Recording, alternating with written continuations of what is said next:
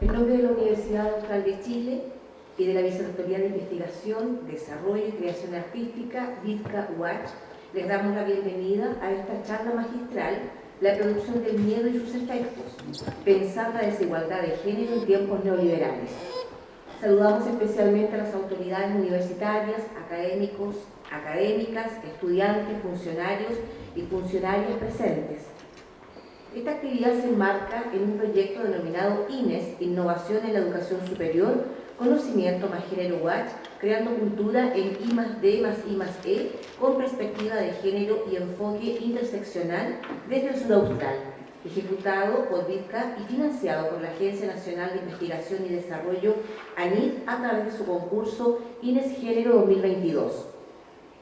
Esta charla, además, se enmarca especialmente en la conmemoración del Día Internacional de la Eliminación de la Violencia contra la Mujer, que se realiza cada 25 de noviembre y que este año se moviliza a través de la campaña Únete de las Naciones Unidas bajo el lema Únete para poner fin a la violencia digital contra las mujeres y niñas. La violencia contra mujeres y niñas afecta a 1 de cada 3 mujeres. Constituye además una emergencia mundial de derechos humanos a la que hay que poner fin. La campaña de este año es también un recordatorio de que la seguridad digital es fundamental para la igualdad de género y sostenerla. El proyecto INES Género UACH tiene como principal propósito implementar un plan de desarrollo para la equidad de género en I+D+I+E con foco en el establecimiento de capacidades institucionales que resulten en la disminución sistemática de las brechas de género al interior de la universidad, a través de la planificación y ejecución de acciones de promoción, fomento, monitoreo y sustentabilidad con perspectiva de género e interseccionalidad. Este proyecto se alinea además con los procesos de acreditación institucional, apuntando a complejizar las dinámicas del quehacer académico, reconociendo que las HACs, humanidades, artes y ciencias sociales, de la incorporación de la perspectiva de género como parte del entramado para la producción de nuevos conocimientos con pertinencia territorial. Invitamos a continuación a la doctora Cintia Vergara Maldonado, que es directora alterna del proyecto y académica del Instituto de Salud Sexual y Reproductiva de la Facultad de Medicina UACH, a dar las palabras inaugurales. Muchas gracias a quienes están presentes en esta actividad y quienes nos siguen por las redes sociales y también por la vía telemática. Hoy es un día muy especial, tal como lo dijo Alejandra, también porque nos reconfigura a poder unirnos en función del contexto contemporáneo neoliberal. En este sentido, este sistema neoliberal reconfigura también la forma de relacionarnos, las subjetividades y los cuerpos. Y esto es importante repensarlo desde nuestro proyecto INES Género porque se establece justamente el objetivo de disminuir las barreras de género en un área androcéntrica como es la ciencia. En este sentido, el miedo y la producción, ¿cierto?, de sus efectos, tal como nuestra invitada nos va a demostrar y nos va a interiorizar, disminuye y fragmenta las colectividades. Y es así como el proyecto INES Género necesita hacer redes, y una de las redes importantes con el Centro de Estudios de Género de la UNAM en México, una universidad prestigiosa que hoy día tiene su representante a nuestra invitada, y que nos invita justamente a poder unirnos desde la academia en varias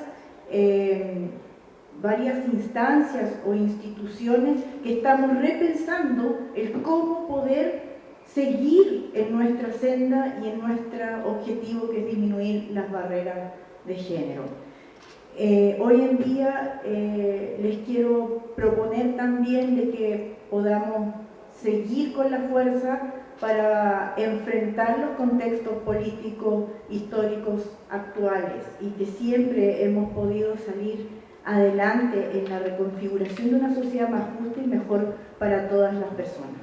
Así que desde INES Género ponemos a disposición nuestro proyecto y nuestras ganas y nuestro entusiasmo para seguir en red con la UNAM de México, ya que estamos en un convenio también que nos va a dar relaciones prósperas de aquí a un tiempo más, y eso es interesante porque se instala una capacidad en la universidad que es justamente hacer redes internacionales.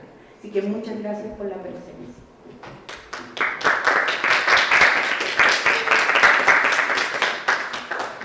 Gracias a la doctora Vergara por sus palabras, y efectivamente a mi derecha, a la izquierda de ustedes, vemos ya a la conferencista del día de hoy.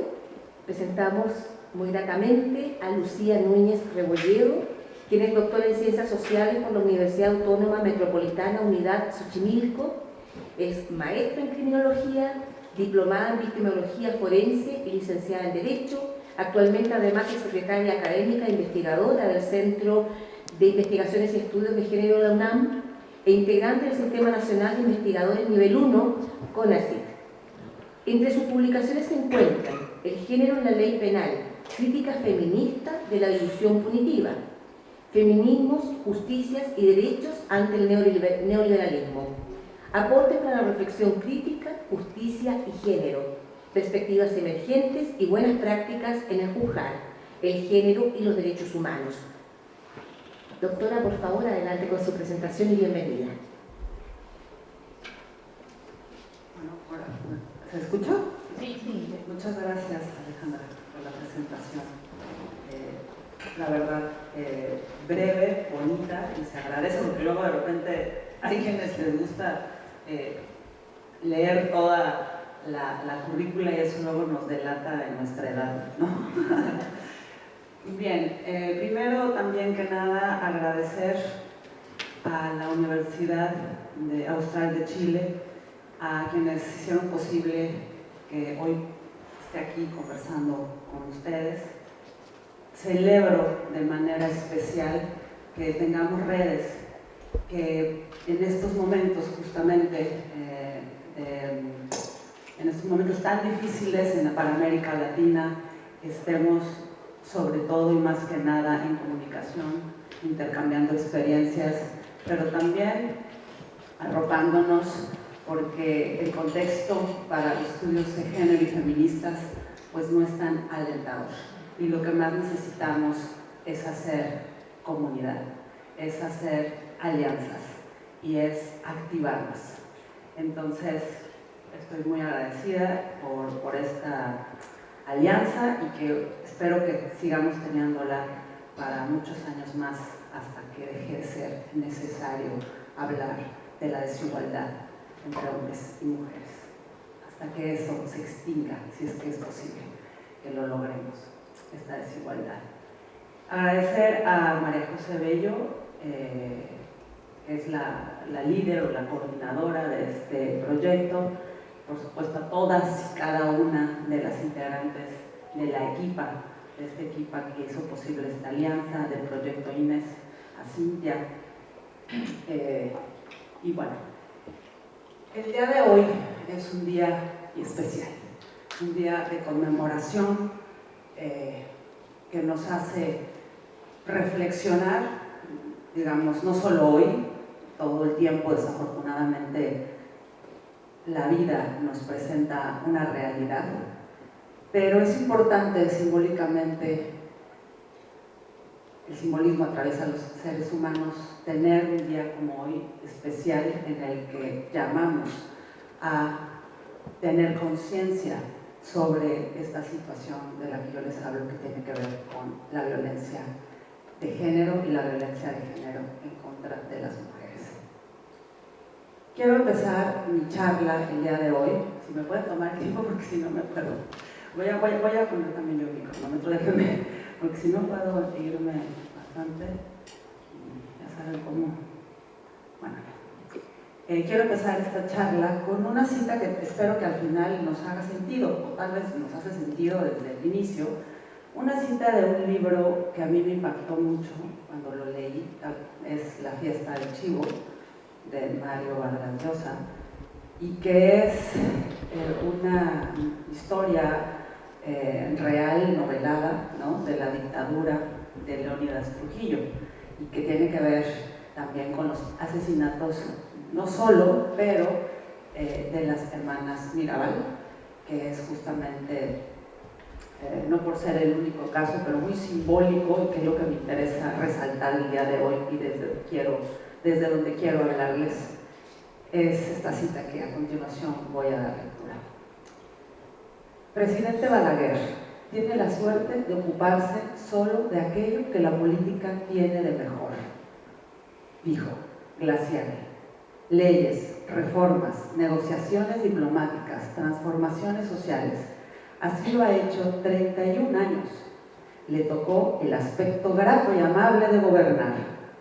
Lo envidio. Me hubiera gustado ser solo un estadista, un reformador, pero gobernar tiene una cara sucia, sin la cual lo que usted hace sería imposible. Y el orden, y la estabilidad, y la seguridad. He procurado que usted no se ocupara de esas cosas ingratas. Pero no me diga que no sabe cómo se consigue la paz. Quiero empezar con eso. Por ahí nos deja una idea de lo que quiero hablarles el día de hoy. Y dejar como un llamado para iniciar esta charla de trascender las ideas individualistas sobre la violencia de género en contra de las mujeres. Y hacia allá voy a ver si genero más dudas o más preguntas, que realmente eso es lo que me interesaría. Les voy a pasar un video, no sé si es muy afortunado, no encontré lo que yo quisiera, a lo mejor no, pero también da pie de lo que voy a hablar hoy, y es muy poquito, es cortito, y luego al final podemos comentar. Perdón, ¿podrían apagar las luces de la ventana? Sí, se ve mejor. Parece que están ahí.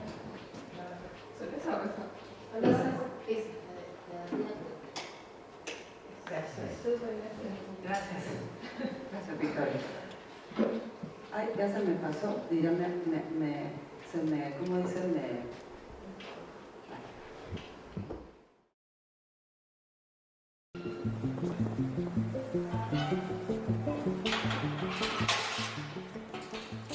Tráfico y electricidad. 19 terroristas de alta peligrosidad. Uno de los pandilleros es acusado de asesinar. El Salvador, que por tantos años fue de las pandillas, al fin es nuestro. Los invito a dar vuelta a la página y dejar atrás al kirchnerismo y un modelo que destruyó el país. Décadas de fracaso, empobrecimiento, ñoquis de la cámpora, inflación descontrolada, jubilaciones de privilegio y yates en Marbella, corrupción impune, inseguridad en todas las esquinas y jóvenes que se van del país.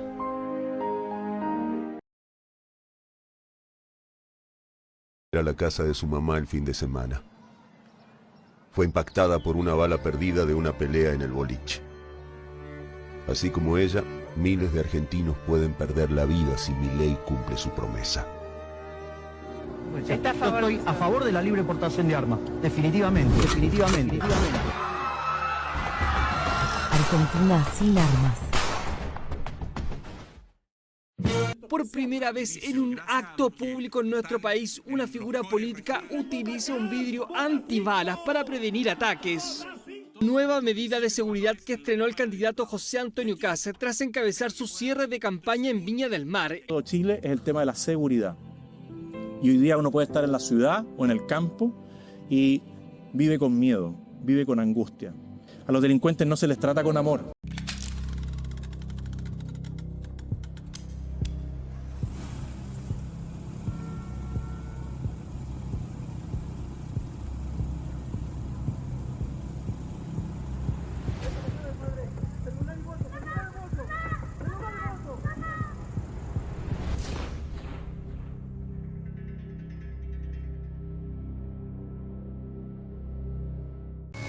Años luchando y no se ha roto un vidrio.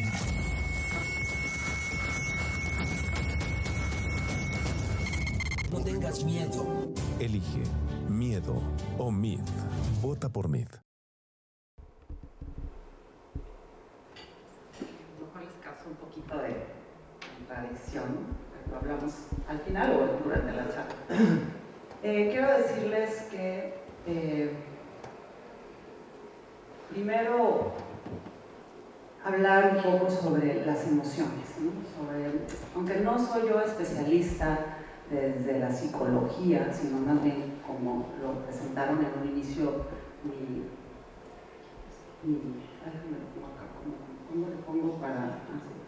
mi especialidad tiene que ver desde el derecho, la sociología y lo que se llama, y que a mí no me gusta llamarlo así, pero que a mí me gustaba más hablar de sociología penal, que tiene que ver con lo que conocemos como criminología crítica, es de donde, digamos, viene mi formación y donde el foco, la mirada, la perspectiva desde la cual les voy a hablar el día de hoy. No analizamos el miedo, digamos, de manera, desde una perspectiva psicológica o de una perspectiva más centrada en cuestiones emotivas o filosóficas, ¿no? Sino desde la sociología, ¿no? Y ahí es donde quiero hablar sobre qué es una emoción y relacionarla mucho además con que las emociones son como los derechos humanos, ¿no? Que dicen interdependientes. Sí, generalmente cuando hay miedo también vienen sentimientos o emociones contradictorias, podría parecer, ¿no? El miedo, el asco y el resentimiento han sido históricamente consideradas como emociones negativas. Yo quiero hablar al final desde una reinterpretación desde las emociones, desde el estudio sociológico de las emociones feministas, desde los estudios sociológicos feministas que han abordado las emociones.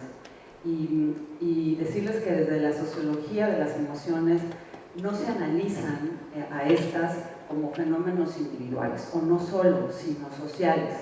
Son parte integral de procesos de subjetivación y de procesos sociales, porque también son el resultado de interacciones sociales. Emociones como la ira y el miedo están relacionadas con situaciones que amenazan el bienestar o el estatus social de las personas. Entonces, quiero mirar y les invito a mirar a las emociones más allá de un sentimiento individual, sino que se produce también desde la interacción colectiva, que atraviesa lo colectivo, lo cultural. Las emociones son reacciones, o sea, se te genera una emoción frente a un hecho, reaccionas, pero al mismo tiempo también las emociones son motivadoras de accionar o de potenciar acciones, de motivar comportamientos, y es ahí donde me interesa y desde mi trayectoria me ha interesado, porque están relacionadas las emociones con la creación o el establecimiento de normas sociales, es decir, del derecho, ¿no? Y de la creación de normas penales también. Y el miedo ha sido un elemento desde la sociología jurídico-penal muy analizado en cuanto impulsa que se prescriba en los códigos éticos. Así, para mí el Código Penal es un código ético que dice lo reprochable, lo que no se quiere, y a través de ese lenguaje jurídico penal se anormalizan conductas incluso que han llegado a estar normalizadas. Por tanto, la perspectiva desde la cual les voy a hablar pues no considera al delito como un ente natural, sino es un ente construido, ¿no?, socialmente. Y eso no implica que no exista un hecho lesivo o dañoso, sino la manera de interpretar ese hecho y de llevarlo a las normas jurídicas que regulan nuestra vida en sociedad, ¿no? Y en especial la norma más, pues una de las más poderosas, porque usa la violencia legítima del Estado, ¿no? Y puede generar, digamos, también otra serie de violencias. Y el problema, quiero no decir que el miedo, o no abordarlo desde estas concepciones históricas, para mí androcéntricas, como que hay emociones negativas y positivas, ¿no? No existe una emoción, creo yo, negativa o positiva. El problema ético surge cuando el miedo que sentimos no obedece a un peligro real, y en ese texto En ese contexto quiero referirme no a miedos internos disfuncionales, sino a miedos que obedecen a peligros que nos presentan como reales, como una intencionalidad de modificar nuestra conducta. Es decir, sí hay una narrativa del miedo que se nos presenta que es irreal y que busca modificar nuestras decisiones, nuestras conductas, nuestra forma de reaccionar justamente, para satisfacer intereses de otras personas, grupos o proyectos políticos, estamentos o poderes fácticos. Decía yo que no me gustaría, o que no vengo a dar una lectura de lo bueno y lo malo. Desde las epistemologías feministas el pensamiento dicotómico está muy cuestionado, y hablar como desde una postura feminista de si el miedo es malo, pues sería contradictorio. El miedo, digamos, como lo acabo de enunciar, pues surge el problema cuando es un miedo producido, monopolizado. El miedo es una emoción que potencia mucho, y al final quisiera acabar mi charla con eso, de cómo el feminismo ha usado también el miedo para potenciar y accionar. Entonces es la forma en cómo se interpreta y cómo se usa el miedo, ¿no? Y hay, digamos, esta lectura tradicional androcéntrica sobre el miedo es malo, no tendríamos que acercarnos a este tipo de emociones como el asco, la repugnancia, en fin. Y hay, les decía yo, varias autoras que son feministas y que han tratado los temas de las emociones y el miedo. Y por mencionar algunas, por si están interesadas, y que es desde donde yo retomo la charla de hoy, es Martha Nussbaum con su libro La política de las emociones, ¿no? Lo recomiendo mucho. Sara Ahmed, que habla sobre la política cultural de las emociones. Estos libros generalmente toman como ejemplo contextos contextos en Europa o en Estados Unidos, ¿no? No he encontrado, por lo menos hasta ahora, y no es que yo me dedique al tema del miedo, por mi formación sí, pero no he encontrado en México un texto en específico que hable de el miedo y su uso político desde una perspectiva feminista, como se aparece en otros países, como estos libros que les acabo de mencionar. También hay un texto de Eva Iluz que habla sobre el miedo y las emociones, entonces pueden buscar sobre esos temas.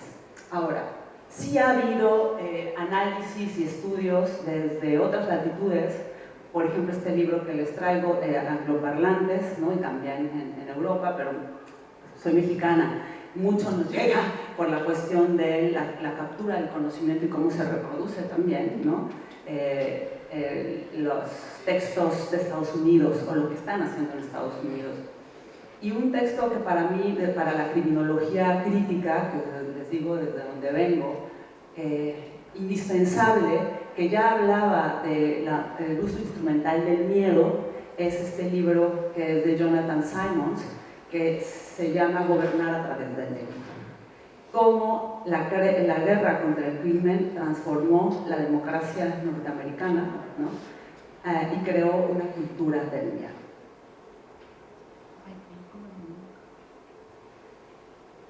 Dice este autor, un criminólogo, un sociólogo jurídico-penal, que es como yo cuando diga sociología jurídico-penal me refiero a la criminología crítica. No sé acá quienes sepan que hay una diferencia entre la criminología tradicional y la criminología crítica. Si quieren, al final les puedo decir algo al respecto. Este autor hace un análisis en Estados Unidos y sus hipótesis son que, fíjense, este libro ya salió en los 2000, sus hipótesis ya, después, ha de haber salido, por acá lo puse, ya se me... Ahorita les confirmo no puse la fecha, pero bueno, ahorita se los confirmo. Ya hablaba de que este modelo, ¿no? El modelo era global y que no sucedía solamente en Estados Unidos, pero ponía como ejemplo, ¿no? su campo de trabajo, su ámbito de trabajo, y nos dice que los orígenes de usar el delito y el miedo, por tanto, al delito como una forma de gobernanza desde una perspectiva muy Foucaultiana, usando el tema de la gubernamentalidad y de cómo se disciplina y se controla a las sociedades, nos dice que empieza en la década de 1960, cuando ante la caída de la confianza de las políticas de Estado, los dirigentes políticos emprendieron la búsqueda de nuevos modelos de gobernanza. La guerra contra el delito ofrecía una solución inmediata al problema. Los políticos redefinieron al ciudadano ideal como una víctima del delito. Primer concepto clave, victimización. Es decir, los grupos, muchos grupos sociales, fíjense, además paradójicamente libertarios, en la década de los 80s, 90s, empiezan a identificarse con la víctima. Es decir, hay una figura política que emerge que se llama la víctima. Yo sé que esto es, en esta época, muy contradictorio y más siendo feminista, pero vamos a ir avanzando, les pido paciencia al respecto. Y el paradigma de la victimización, a eso se le llama. Y la víctima del delito, cuyas vulnerabilidades abrían la puerta a una desmesurada intervención del Estado. Para la década de 1980, la transformación del gobierno había alcanzado las instituciones que afectaban la vida diaria.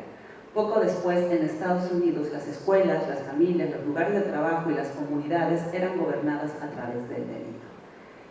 En México, como les decía, que somos un país muy cercano a Estados Unidos, estas políticas que empiezan en los años 80 con mucho auge en Estados Unidos y principios de los 90, sobre todo en Nueva York, deben de haber oído por ahí al alcalde famosísimo por las políticas de Zero Tolerance y Broken Windows, que es Rudolph Giuliani, hablaba sobre cómo se tenía que ser muy duro con las primeras manifestaciones de desorden o incivilidades, ¿no? Para que se limpiara, digamos, la imagen de las ciudades no fueran de desordenadas, de broken windows, que hablaban de poco control social, de mucha delincuencia y que producían justamente también miedo.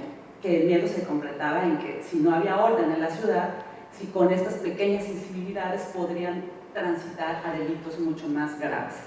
En México tuvimos a Giuliani como un asesor de seguridad pública y es ahí donde lo contradictorio. En un gobierno de izquierda, que es el gobierno, pues un gobierno de izquierdas en la Ciudad de México, veo que acá en Chile a veces nos siguen llamando a la ciudad como Distrito Federal. Hubo un cambio y se hizo un estado más, ya no era parte de la federación, sino que el Distrito Federal ya no es Distrito Federal, es Ciudad de México, porque somos un estado autónomo más, ¿no?, de la República. Y estas políticas de tolerancia cero en 2002 se llevaron a cabo con uno de los jefes de gobierno de izquierdas, que pagó por esa asesoría y se transportaron las políticas de Broken Windows y Cero Tolerancia a México, y que implicaron, y que se ha demostrado a través de diversos estudios sociológicos, pues una criminalización de los grupos más vulnerables, ¿no? Esas incivilidades como a las personas que no alcanzaban a tener vivienda y que estaban, rondando por las calles sin un lugar donde vivir porque no alcanzan al crédito, eran sancionados con arrestos domiciliarios, y a eso me refiero con las pequeñas incivilidades, ¿no?, que son acciones que no derivan en delitos graves, pero que son reprobadas por la ciudadanía porque generan incomodidad o generan una impresión de miedo, y no siempre es así. No sé si aquí haya, pero conocen los famosos también parabrisas, ¿no? Los que limpian los parabrisas piden una moneda, y que son personas que no entran en el modelo capitalista por falta de educación, ¿no?, por una cuestión de falta de los servicios sociales que debería dar el Estado. Y por eso Jonathan Sammons habla de que este modelo emerge frente a la caída del estado de bienestar. Es cuestionable decir que si en nuestros países, por lo menos en el donde yo vengo, en México, existió alguna vez un estado de bienestar, pero sí ha habido, digamos, hay una gradación, una gradualidad, donde sí hemos tenido más garantía de los derechos sociales que en otros momentos, en otras épocas. Tal vez no hablaría de un estado de bienestar como en otros países, pero sí de un estado mucho más sólido en cuanto a la garantía de derechos sociales. Y les decía yo, en México, en la Ciudad de México, se aplicaron las políticas con resultados criminalizantes para las poblaciones más precarizadas y también para las comunidades indígenas, que muchas se trasladaban como migrantes internas a la Ciudad de México para vender sus productos artesanales en las calles, que estaba prohibido porque eran pues mercaderes que no tenían un local establecido y que generaban desorden en la ciudad. O sea, la idea del orden social está también detrás de esto, ¿no? Y en Estados Unidos, en 1990 y 1997 también, no es que fuera de repente, sino que hay un proceso gradual, ¿no? Ya muy analizado desde los movimientos negros, afroamericanos, pero también feministas afroamericanos, ¿no? Sobre la continuidad del complejo industrial carcelario, ¿no? Que es justamente la continuidad de la esclavitud a través de la cárcel. Es decir, la esclavitud no termina, se transforma y opera a través de otros mecanismos y que se ha teorizado, ¿no? Con autoras, por ejemplo, con Angela Davis, Gina Dent, que tienen mucho trabajo al respecto sobre cómo el complejo industrial carcelario es el instrumento, ¿no? Que tienen para excluir y encarcelar, ya no esclavizar a las poblaciones afroamericanas. Esta nueva forma de esclavitud tiene que ver con el trabajo en cárcel, el trabajo no pagado, ¿no? Y la explotación de las personas afroamericanas. Y bueno, surge también, y los asesinatos, ¿no? Lo que llamamos necropolítica. Surge también el movimiento Black Lives Matter, ¿no? Que también impactó mucho y que no es nuevo, digo, es un proceso, lo hemos estado viendo, ¿no? Entonces, de eso nos habla Simons, y es que sin una perspectiva feminista, pero sí sociológica, crítica, Jonathan Simons nos habla del miedo como una herramienta de gobernanza y dice que desde finales del siglo XX el miedo al delito se convirtió en un recurso político central de los Estados Unidos. El miedo no surge solo de la criminalidad real, que sí puede existir, sino de su construcción mediática y política, que amplifica la percepción de inseguridad. Entonces, ahí creo que también hay un concepto importante, que es la percepción de inseguridad frente vamos a hablar de la seguridad más adelante, frente a la seguridad y la idea de qué es la seguridad para los ciudadanos y cómo se está construyendo la idea de seguridad en las épocas neoliberales, ¿no? La figura de la víctima, regresamos a esta figura que quiero tomarle como una keyword, que ustedes la guarden porque va a ser importante para los feminismos más adelante. Dice, Simons explica que desde los años 60 el ciudadano real se redefine como víctima potencial del delito. Es decir, otro concepto muy importante para esta charla, este análisis, es el riesgo. Lo vamos a abordar más allá. Este miedo y quién tiene más riesgo de ser víctima de un delito, ¿no? O el riesgo anticipado, que además también han cambiado las leyes penales, incluso hacer tipos penales antes de que se cometa la conducta, solamente si eres un sujeto riesgoso. O sea, ahí es importante ver esto. Esta transformación afecta a movimientos sociales, incluso los feminismos, porque la narrativa de protección frente al riesgo se convierte en un recurso político.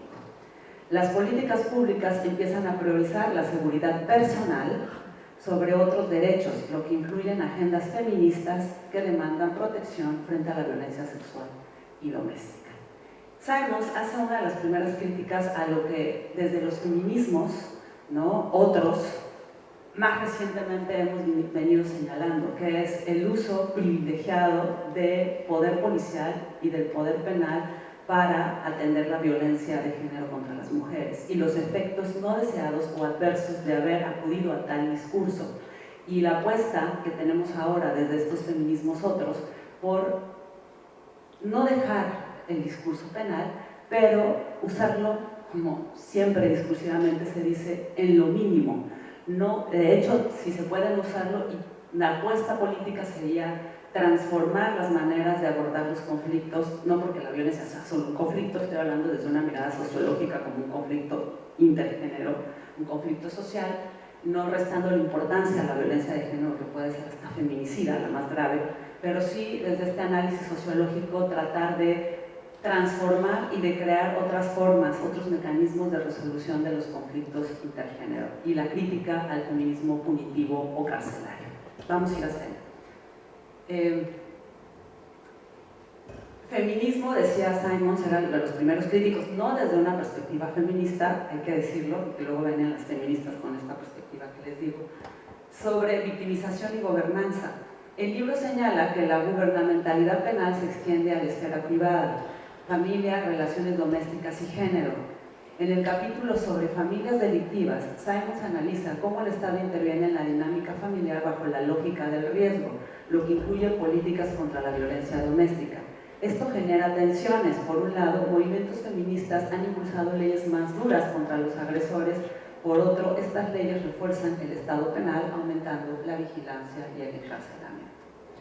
Bueno, esta charla, y todo, vieron el resumen con la que se difundió, viene a partir de un prólogo que yo escribo de la feminista, socióloga, criminóloga también, Tamar Pich, italiana, europea, donde la criminología crítica tuvo mucho desarrollo.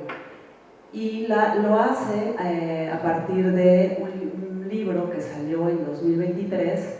Tamar Pich despliega su análisis, aunque Tamar Pich ha sido muy crítica con los feminismos punitivos, retoma, digamos, toda su serie de análisis y estudios sobre la cuestión actual, el contexto global y el regreso de los neoconservadurismos, las guerras, y a partir de un libro que hace, digamos, un resumen en una revista que se llama La Cuestión Criminal en Italia, que se llama Tiempos de Guerra, Reflexiones de una feminista, de María Luisa Boccia. Ese libro no está traducido todavía, pero me pareció importante esta frase del libro de Boccia y que quiero traer a la reflexión sobre lo que venía hablando sobre los conflictos. Y la idea muchas veces que tenemos también en el pensamiento dicotómico tradicional androcéntrico de lo bueno y lo malo, como posiciones contrapuestas, ¿no? Y como digo, dicotómicas. El conflicto no se puede evitar, es inherente a las sociedades. Forma parte de las relaciones, ya sean simétricas o asimétricas, y podríamos y deberíamos aprender del feminismo a abordarlo sin interpretarlo como la destrucción del adversario. El conflicto es uno de los motores de transformación social e individual. Demonizarlo, identificarlo con la guerra, forma parte precisamente de esa antropología negativa que concibe la paz no de forma aislada, sino como el cese de la guerra. Como ven, la perspectiva desde donde parten los feminismos críticos jurídico-penales es del conflicto como inherente y que la cuestión no es abordarlo sobre víctimas, victimarios, que es hacia donde vamos, sino cómo lo podemos abordar pensando que todos somos una comunidad y que los contextos son complicados. Bueno, pero les voy más adelante. Esta charla surgió, la idea, porque en México traducimos el libro de Tamar Pich, que es una maestra mía, italiana, les decía, que escribe este libro que se llama El malentendido de la víctima, una lectura feminista de la cultura punitiva. Lo tradujimos en México porque nos pareció muy interesante, ¿no?, la perspectiva en la que haya venido trabajando la violencia de género y el uso político o la instrumentalización de la violencia de género contra las mujeres por parte de algunos gobiernos a través del miedo a los hombres cisgénero heterosexuales para establecer políticas punitivas en contra de ellos y no ver, aunque se diga exclusivamente que es un problema estructural, abordarlo como un problema de seguridad individual. Y lo que nos ha resultado negativamente en que pues, no hemos podido transformar en relaciones que la violencia aumenta, ¿no?, y ha sido más cruel, es porque estamos como en un círculo sin salida en la que vemos al otro como enemigo sin abordar las cuestiones estructurales que están detrás de la violencia de género. Pero por eso, digamos, tradujimos este libro que aunque su análisis es muy hecho en Italia, sí aplica a los análisis en ciertos aspectos, por lo menos en México y yo creo que también en América Latina, porque además es como una tendencia de todo lo que hemos reformado en las leyes penales para criminalizar y con penas más duras cada vez a pues sí, las personas que cometen agresiones en contra de nosotras y pues lesionan nuestros derechos. Quiero poner esto que les quiero compartir. El miedo no es el uso del miedo, ¿no? y la producción del miedo colectivo no es algo nuevo. Si bien en el libro de Simons y Tamar Pitch lo traen a la actualidad, ¿no? Les quería mostrar estas afiches para que vean cómo se utiliza el miedo, y un poco quiero regresar al video al principio porque verán que gobiernos de izquierda y derechas lo usan. No es algo limitado a un tipo de gobierno, porque es muy eficaz. Y más bien tendríamos que hacer una crítica desde si un gobierno de izquierdas deberíamos de separarnos del uso político del miedo. Desafortunadamente también se hace uso de él desde las izquierdas.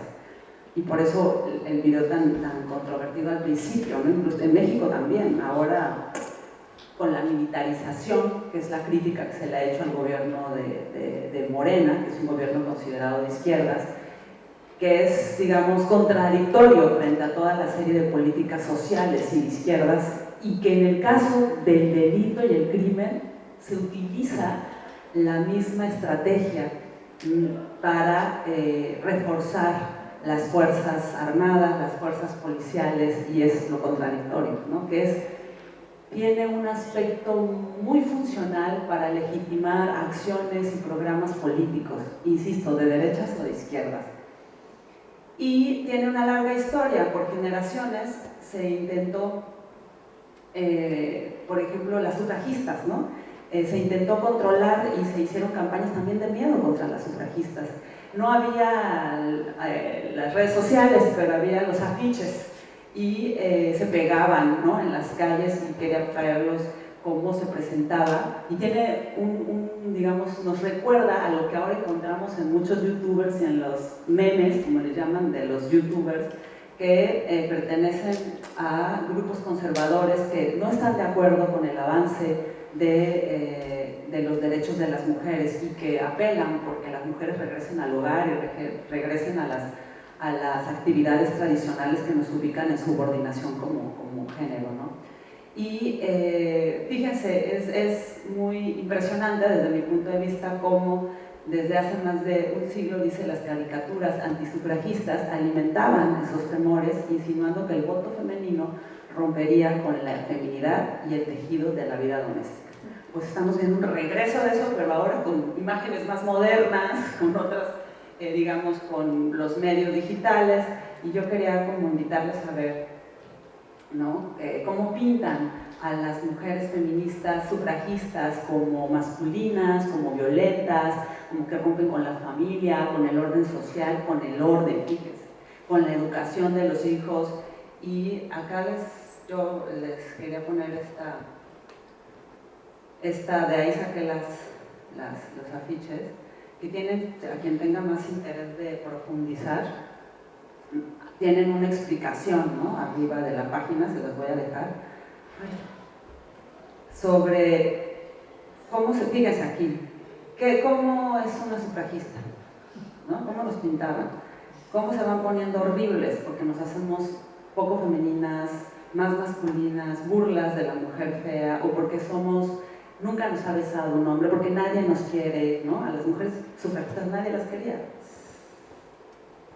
Entonces, bueno, les voy a dejar esto porque a mí me pareció impresionante, porque vemos lo mismo pero reactualizado y con los medios digitales, ¿no? Entonces les voy a dejar esto. Pues como ven, el miedo a lo otro, a lo que nos genera incertidumbre, pues es usado indiscriminadamente y todo el tiempo.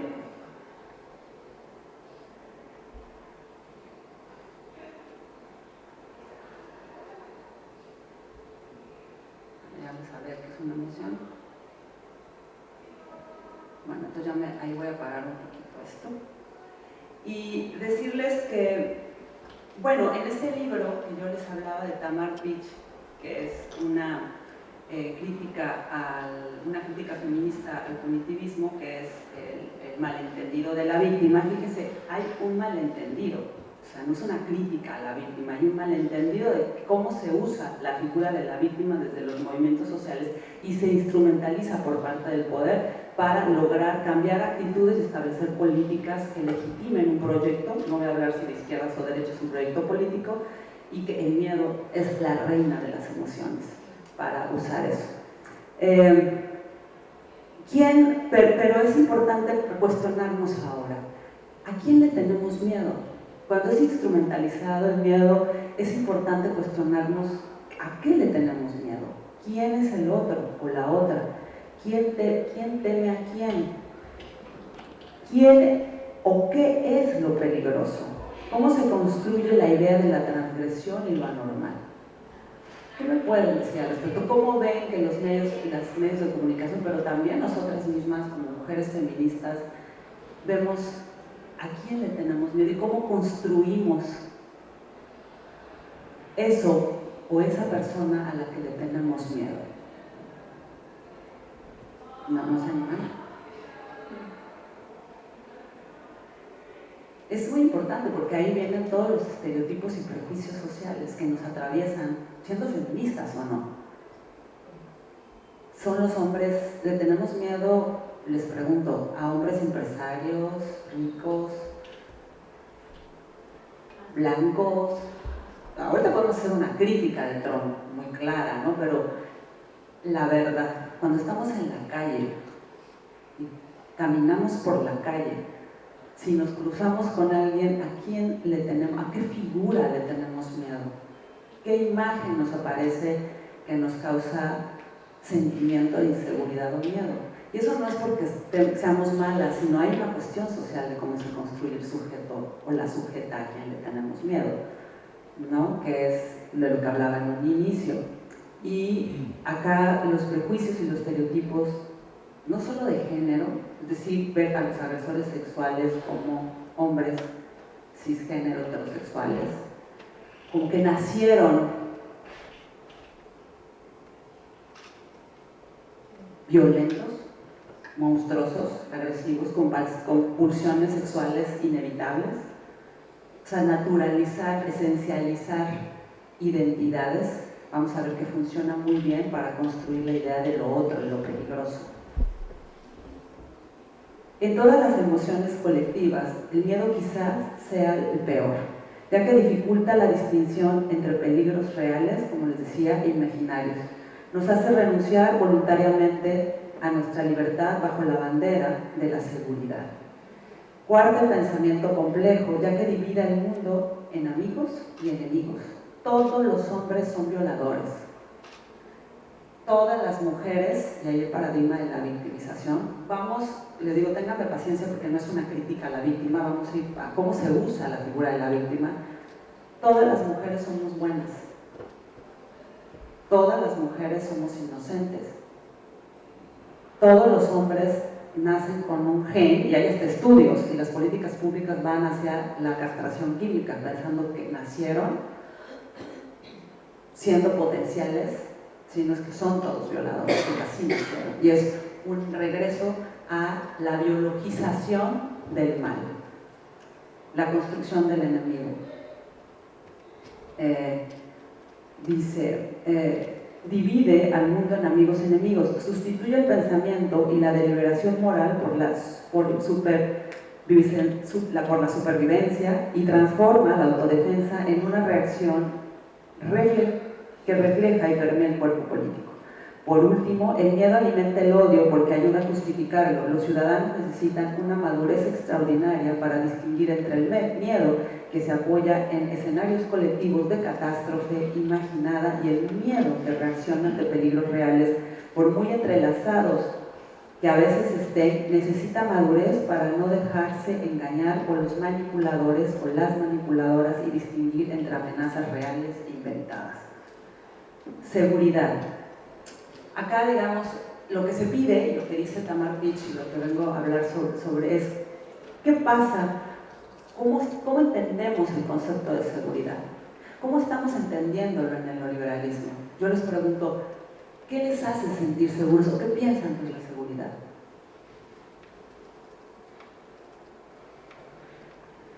¿Qué se necesita para tomar acciones o políticas públicas de seguridad en la actualidad?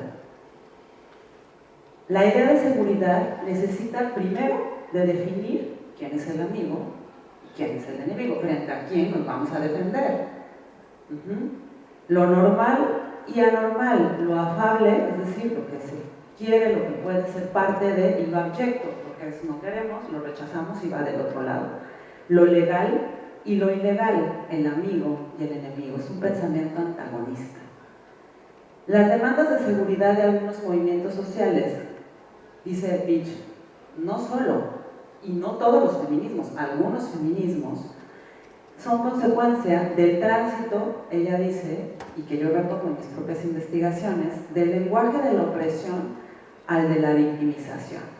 Nos dice Tamar Beach, cuando teníamos un estado social mucho más estable, no hablábamos en términos de víctimas. La figura de la víctima sí era una figura relegada, incluso desde lo jurídico, ¿no? Porque no había una definición clara de quién era víctima y victimario, porque hay una línea muy gris. Las relaciones de poder son, digamos, no son, se mueven dependiendo de los contextos específicos y esta figura no es tan clara, ¿no? Entonces nos dice, las consecuencias de ese tránsito del lenguaje de la opresión a la victimización tiene que ver con una fase del desmantelamiento del Estado de Derecho Social, pero también una entrada al neoliberalismo, donde hablar de víctima es muy funcional a los poderes, ¿no? Porque no se tiene la idea del fortalecimiento del Estado social, sino la idea de un individuo, de la victimización individual de las personas y no de un sistema de opresiones. ¿Ven la diferencia? Los oprimidos no es uno, están hablando de un lenguaje que analiza o que ve o da cuenta de problemas estructurales sociales amplios y no individuales. Es ahí donde el pensamiento individualista neoliberal funciona mejor, porque entonces solamente le das un derecho a cada uno y no transforma las relaciones en torno de clases sociales, de estamentos que se ven como oprimidos, sino de víctimas individuales. Dice, el lenguaje de la opresión al de la victimización reclamaron criminalización para afirmar nuevos valores sociales. Es decir, ya no se trata de que las mujeres somos oprimidas por la clase social hombres, sino un hombre que oprime y victimiza a una mujer, que sí pasa, o sea, no quiere decir que no, pero el análisis se reduce a lo individual. Entonces lo que nos puede servir como una política pública se ha reducido solamente a cárcel a un individuo y a que tú litigues tu derecho de justicia en un tribunal y no a transformar estas relaciones sociales que llevan a que los hombres puedan ejercer el poder, y en ese es el abuso del poder y producir conductas violentas. Entonces las instituciones y los sistemas sociales que producen la violencia quedan intocables y solamente hacemos responsables a un individuo que sí puede ser un agresor, pero que solamente con el hecho de meter a la cárcel a ese individuo no se va a resolver un problema que tiene asentamientos en relaciones y la construcción de instituciones sociales que permiten y reproducen esa violencia y que no solamente la permiten y la reproducen, la legitiman. Por ejemplo, las leyes penales, ¿no?, que hablan de crímenes pasionales, por ejemplo, todavía en México, no sé cómo está en Chile, hablan de crímenes pasionales, reduciendo al individuo agresor que no puede controlar su sexualidad irrefrenable, hombres cisgénero heterosexuales, y que por eso son crímenes pasionales, y son como individuos enfermos, aislados, que hay que controlar, y no como un producto, como hemos dicho las feministas en este cántico o en este eslogan de no es un anormal, no, es un hijo sano del patriarcado. Y este análisis es para saber que no vamos a poder meter a todos los hombres a la cárcel, además ni siquiera nos alcanzarían las cárceles, sino justamente cambiar el foco de lo individual a cómo abordamos estos problemas que se dice todo el tiempo como una cantaleta, que el problema de la violencia de género es estructural, pero que al momento de buscar políticas públicas o reacciones frente a eso se pierde de vista.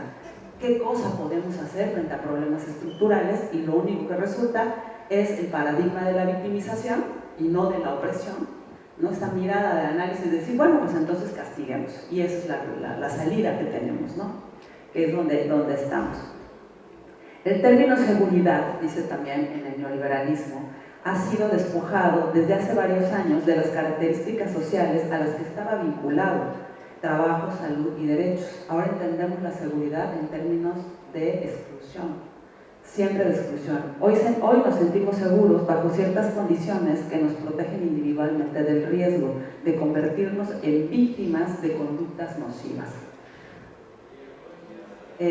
Muchas personas planifican su futuro y otras aspiran a un trabajo fijo para hacerlo. Eso ya no se ve como seguridad. No vemos como políticas de seguridad el que haya más trabajo para las mujeres, que nos paguen, no solo que tengamos mejores puestos, sino solamente los subordinados en una empresa. No vemos la seguridad de salud pública como un elemento que pueda prevenir conductas violentas, sino como que son temas separados. Y antes hablaba en términos de seguridad, en términos sociales, en términos de bienestar social. Y la seguridad pasó a una idea solamente de policías, de cámaras de vigilancia, pensando que eso nos da más seguridad. Y eso es a lo que ha llevado el paradigma de la victimización, nos dice Bridge. Cierta tranquilidad nos da tranquilidad, ¿no? Tener un trabajo estable. Ciertos feminismos no ven como una forma que produce violencia en las familias, el que no haya trabajos estables ni para hombres ni para mujeres, sino que tengamos una inestabilidad. No lo ven, el crimen organizado no lo ve como producto de que el Estado no garantiza las políticas sociales, sino como producto precisamente de personas violentas, anómalas. La migración, otro elemento que estamos viendo a nivel global. Y dice, sentirse seguros, safe del término seguridad, en la versión que nos habla otro autor que es Zygmunt Bauman, ¿no? Sobre la seguridad. Es el momento de reflexionar sobre lo que sucede cuando el escenario falla. La precariedad laboral significa ansiedad, incertidumbre, inseguridad, nuevos miedos, desorientación. Y produce miedo a todo aquello que nos arrebata, ¿no? Esta estabilidad.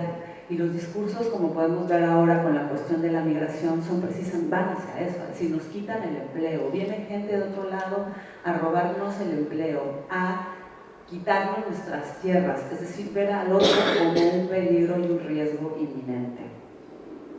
Tematizar la seguridad como un derecho ciudadano ha sido un problema, y porque desdobla, como les decía, la cuestión del orden en un sentido democrático.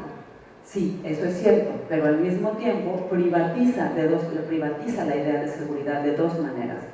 Por un lado, la delega y la entrega a la esfera de la privada de cada persona. Es decir, tú eres responsable de tu seguridad. Si te expones a conductas riesgosas es porque saliste de noche, ¿te suena? ¿No hace sentido? Porque usaste minifalda. O sea, muy individual la idea de... Y eso te interpela a que debas tú no cometer conductas riesgosas, ¿no?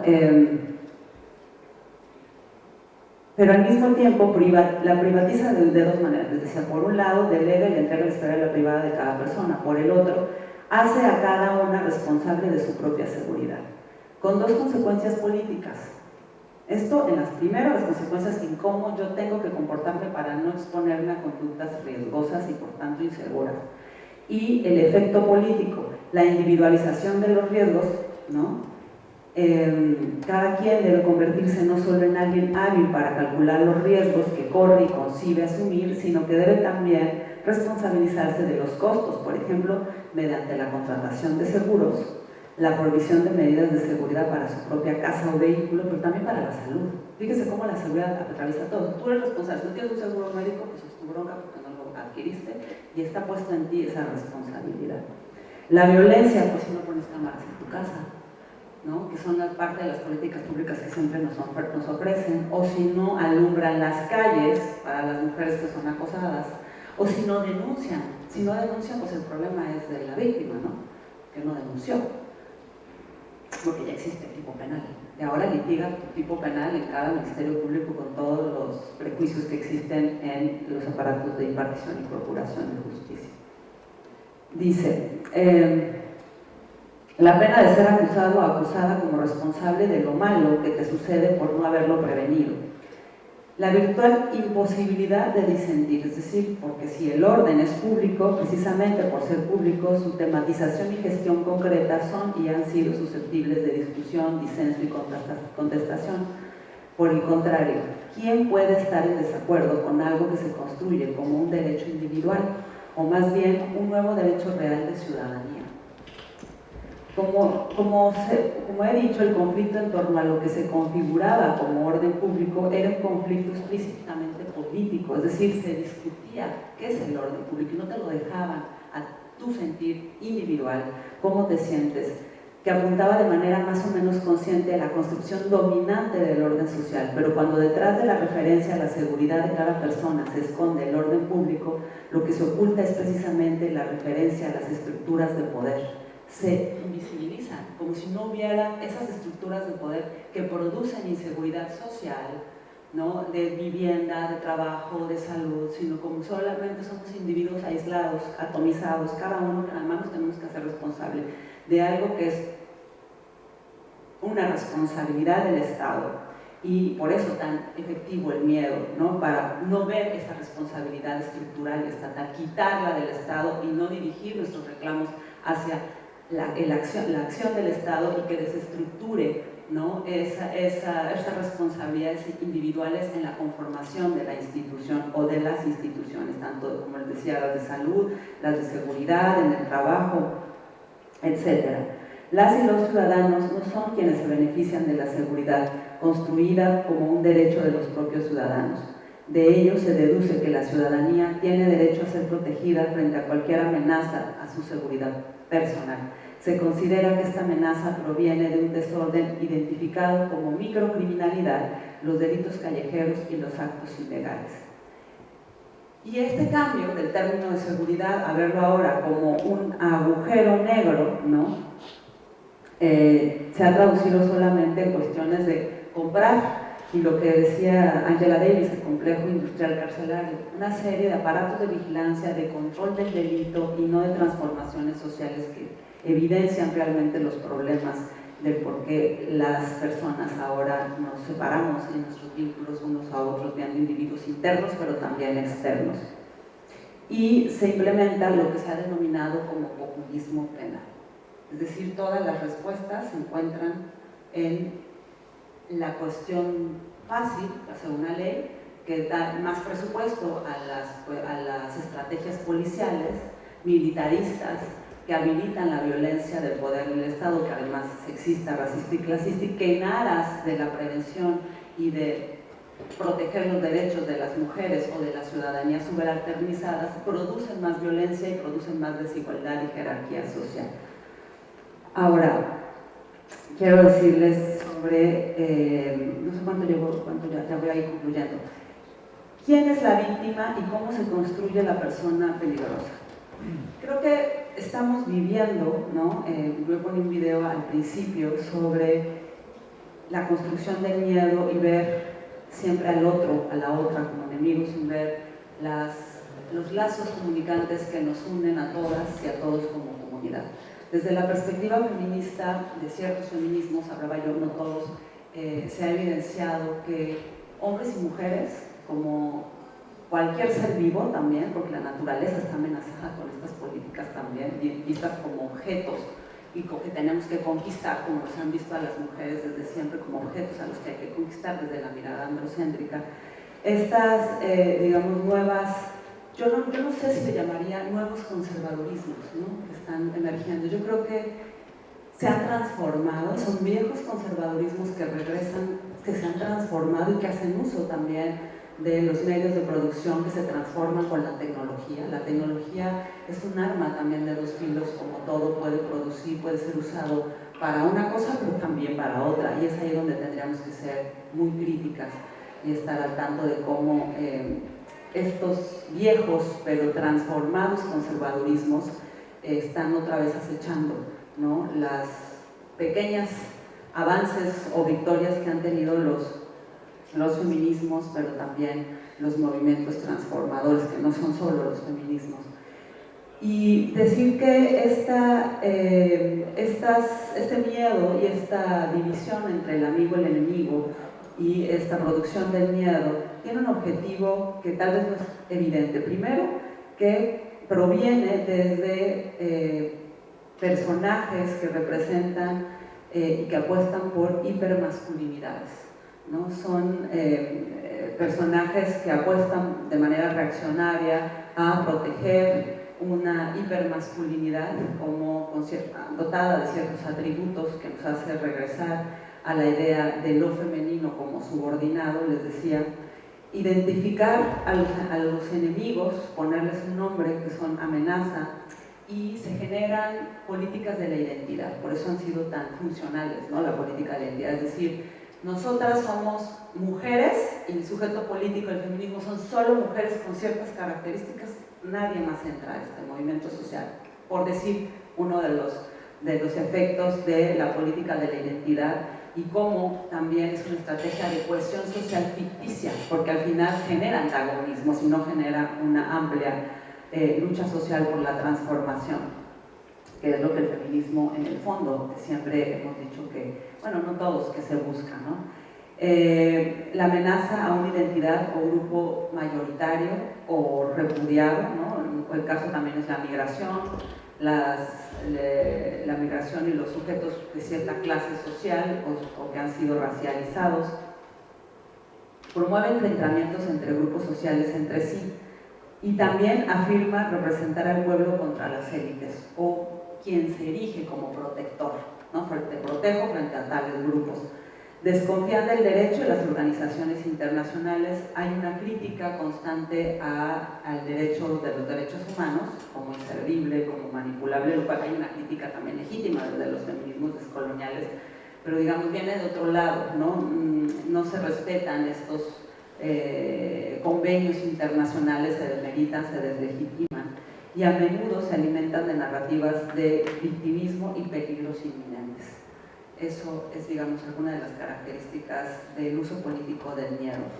Y la crítica, digamos, que tendríamos que empezar a introyectar, a reflexionar, a hacer pues, un análisis introspectivo desde los movimientos feministas es esta narrativa de la protección que se convierte en un recurso político, ¿no? Tratar de cuestionarla siempre y de decir qué estamos pidiendo cuando solicitamos mayores penas y qué efectos tienen las leyes punitivas que se habilitan en nombre de la protección de los derechos de las mujeres. Si sus efectos son evidentemente o medibles de transformación, de disminución, de control de los conflictos sociales, de transformación de los conflictos sociales, o si se habilita mayor violencia que se aplica desde los instrumentos estatales de manera sexista y racista. Los feminismos y las políticas contra la violencia doméstica.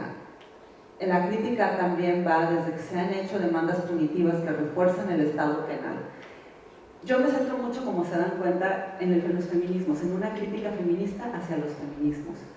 Y digamos, porque ese es mi trabajo de investigación, no quiere decir que sean el único movimiento social que cae en la trampa del poder punitivo. Lo que quiero de eso que quede claro, a mí me interesa este movimiento como feminista crítica de lo que sucede y de, digamos, de hacer una apuesta a otras maneras de atender, de comprender, de nombrar lo que ahora conocemos como violencia de género, de cómo transformar esas relaciones.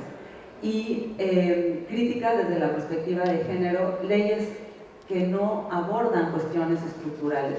Y yo decía, de repente se vuelve un lugar común hablar de las soluciones estructurales. ¿Qué significa eso, no? ¿Qué significa hacer una política de atención o una política de intervención estructural? Yo quiero decirles que ha sido muy difícil, ¿no? Las personas como que se quedan con la idea de lo estructural sin poder abordar de manera práctica cómo desestructurar, ¿no? Y hay propuestas tan sencillas como en lugar de, hablaba yo con algunas compañeras de acá, de estas nuevas leyes que hay en términos de violencia familiar, que en lugar de permitir que la policía entre a las casas y que la policía actúe incluso sin denuncia, lo que tendríamos que hacer es establecer sanciones sí coercitivas estatales que no son punitivas o carcelarias.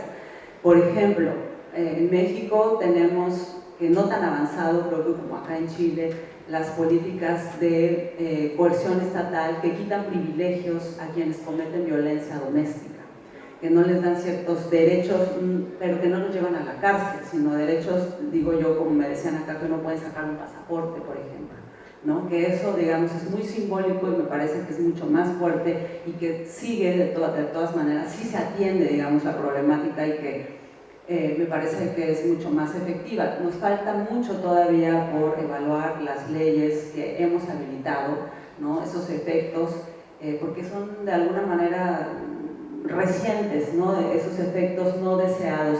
En México sí tenemos algunos estudios, como por ejemplo el delito de trata de personas, que se ha analizado que se hizo como delito para proteger a las mujeres de esta explotación sexual, pero que tiene en la cárcel a un porcentaje muy importante de mujeres porque hay un problema de la visión victimista.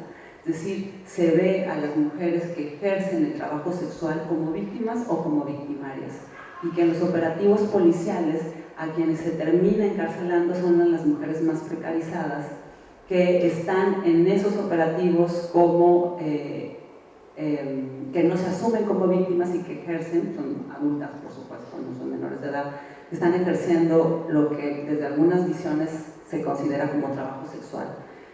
En contextos coercitivos o no coercitivos, ese es un tema, digamos, que se está discutiendo todavía en los feminismos, pero que el resultado de un delito que se crea en nombre de la protección de las mujeres acaba afectando a más mujeres.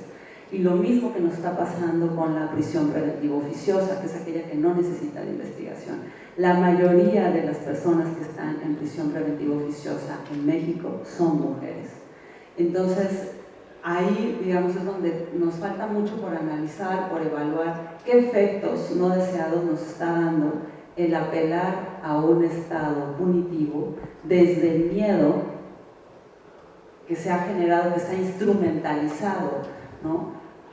Para hacer funcional un sistema social basado en una economía que mata a unos y que mantiene privilegio, y mata a unas y a unos a otros, generalmente también hombres blancos. Entonces, creo que por ahí voy a dejar la reflexión, porque la reflexión se me acabó el tiempo, no sé si se me acabó el tiempo, pero lo que quiero decir, regresando en donde empecé, es que el miedo también nos ha funcionado a los feminismos como un arma, y sí voy a usar el lenguaje bélico, aunque hay feminismos que critican el lenguaje bélico, como un arma, digamos, para accionar en contra de las injusticias y las desigualdades. Y un ejemplo de ello es este afiche que les quiero poner, que los feminismos han mostrado que el miedo también es potencia, que acciona cuando se canaliza de manera correcta. Han hablado también, ¿no? Han oído hablar de las figuras que usamos en los movimientos feministas, como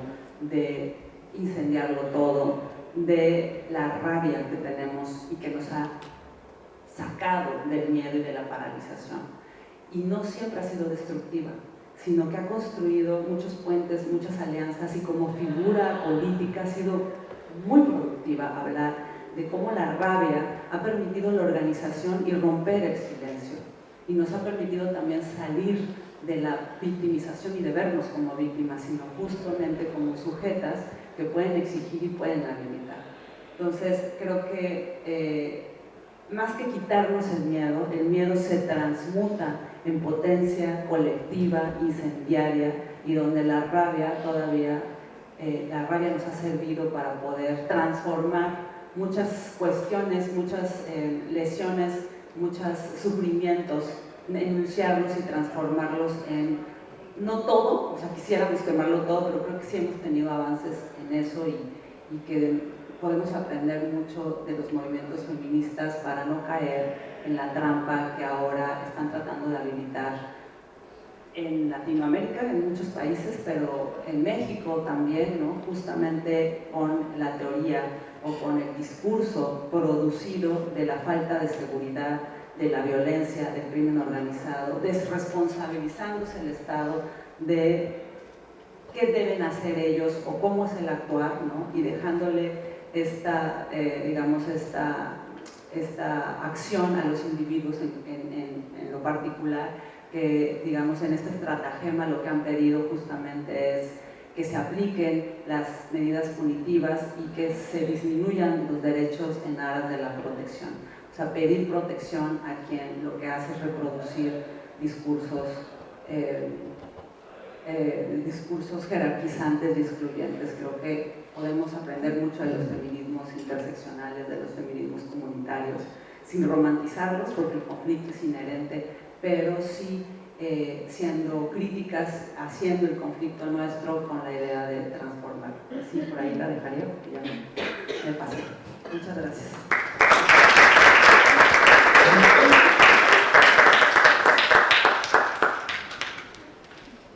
Muchas gracias, todo lo contrario, por haber escuchado esta tan contingente presentación. La verdad es que yo creo que nos dio en muchos puntos a muchas realidades latinoamericanas, pero también las chilenas, así que agradecido por ello.